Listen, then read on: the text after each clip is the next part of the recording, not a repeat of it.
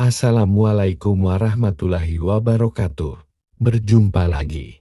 Kali ini saya akan membacakan sebuah kisah horor berjudul Manisnya Cairan Merah di Pabrik Gula. Jangan lupa untuk subscribe dan nyalakan lonceng agar dapat terus menyimak kisah horor mencekam terbaru dari kami. Selamat mendengarkan. Namanya Pabrik Gula Wonorejo. Berdiri sejak zaman kolonial. Tertancap kokoh di tengah hamparan tebu yang tak pernah habis dipanen.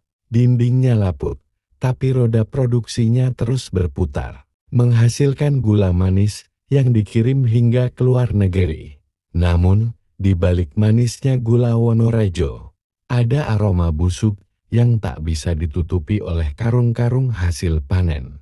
Desas-desus sudah lama beredar. Setiap tahun, menjelang puncak produksi saat mesin-mesin tua merong sepanjang malam, selalu ada satu nyawa melayang. Kecelakaan kerja, kata manajemen. Tapi jumlahnya terlalu konsisten untuk disebut kebetulan. Dan anehnya, pabrik selalu mencatat hasil terbaik justru setelah tragedi terjadi. Tahun ini, 3 karyawati muda diterima bekerja. Mereka adalah Tari, Ayu, dan Rina bertiga selalu bersama. Seolah dunia ini takkan pernah mampu memisahkan mereka. Minggu pertama mereka hanya ditempatkan di bagian administrasi, mengarsip dokumen, mencatat hasil timbang, hal-hal biasa. Namun, seminggu sebelum puncak giling, mereka dipindah ke gudang tua di sisi barat pabrik. Gudang itu katanya jarang dipakai. Tapi belakangan ini, manajemen bilang mereka butuh tenaga tambahan untuk penataan ulang. Gudang itu pengap, bau molas basi menguar dari celah lantai, dan ada suara gemeretak mesin tua dari balik dinding yang katanya sudah tidak digunakan.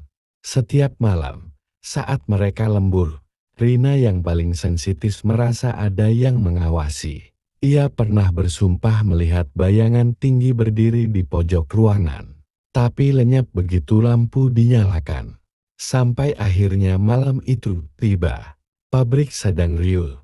Semua mesin menyala. Udara dipenuhi debu gula dan bau panas logam. Ayu dan Tari sedang menyortir berkas. Tapi Rina menghilang. Mereka mencarinya kemana-mana.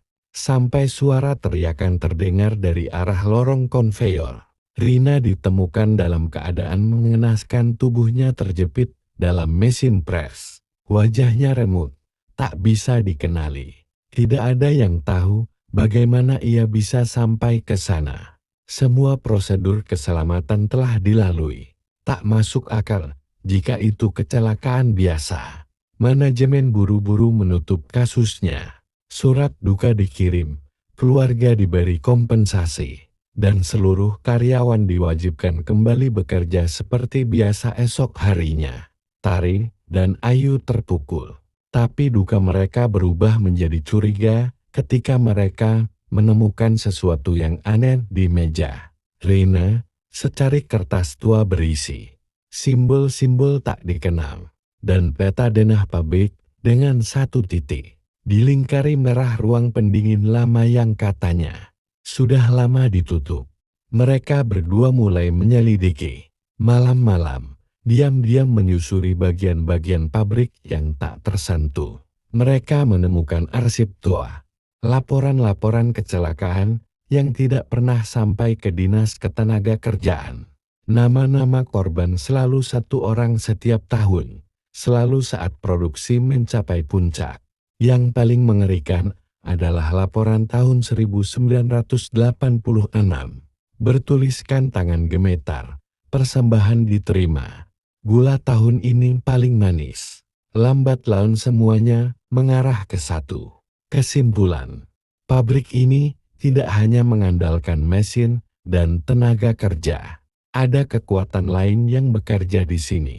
Pesugihan, sebuah perjanjian lama yang ditekan oleh pemilik pertama pabrik pada masa kolonial. Kontrak darah untuk menjamin kejayaan produksi selamanya dengan 1 syarat, 1 tumbal setiap tahun.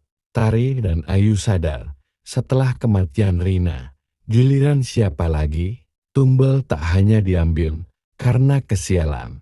Mereka dipilih. Dan sekarang, mata para petinggi pabrik telah tertuju pada mereka berdua.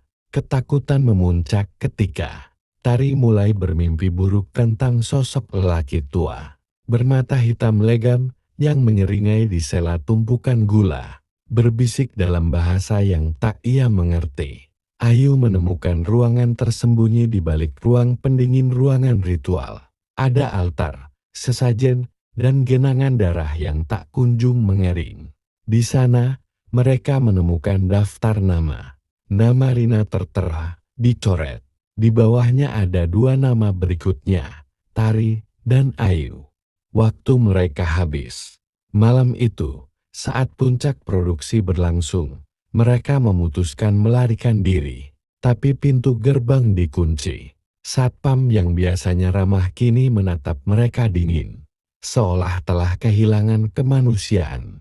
Mereka diburu, kabur ke lorong-lorong sempit pabrik, diiringi suara mesin yang menderu seperti lolongan makhluk lapar. Tari terpisah. Ayu menjerit memanggilnya, tapi suara Tari tak terdengar lagi. Ayu akhirnya tiba kembali ke ruang ritual. Di sana, ia mendapati para petinggi pabrik berdiri mengelilingi Tari yang diikat. Matanya terpejam, tubuhnya bergetar. Lelaki tua bermata hitam yang selama ini datang di mimpi berdiri di tengah, memegang pisau besar dari tulang. Ayu nekat ia menyiram altar dengan molas dan menyalakan api. Ritual kacau. Teriakan menggema. Api menjalar cepat, membakar langit-langit dan menjilat wajah lelaki tua itu.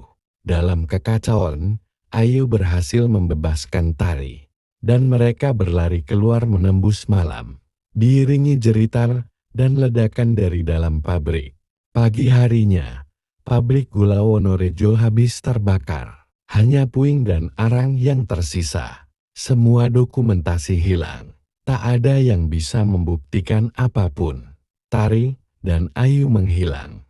Beberapa saksi mengatakan mereka naik bus malam keluar kota, membawa tas kecil dan mata yang tak pernah menatap kembali. Namun, desas-desus kembali berhembus. Pabrik itu kini akan direnovasi. Seorang investor baru membeli tanahnya. Mereka akan membangun ulang, katanya, tapi di tanah bekas ruang pendingin. Para pekerja menemukan sesuatu saat menggali fondasi, pecahan altar, dan serpihan tulang manusia. Dan sejak saat itu, burung-burung tak pernah lagi hinggap di area itu. Malam selalu lebih dingin dari seharusnya. Dan di kejauhan, terkadang terdengar suara mesin yang belum pernah dihidupkan kembali.